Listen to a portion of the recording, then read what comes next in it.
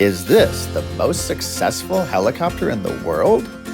The Airbus H125 has successfully flown over 40 million flight hours at airports, hospitals, police and fire departments around the world.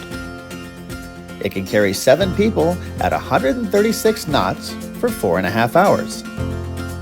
In 2002, Hollywood stunt pilot Fred North became the highest flying helicopter pilot in the world when he flew an older H125 up to 42,500 feet.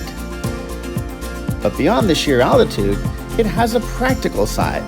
The H125 is the only helicopter to successfully take off and land at the top of Mount Everest.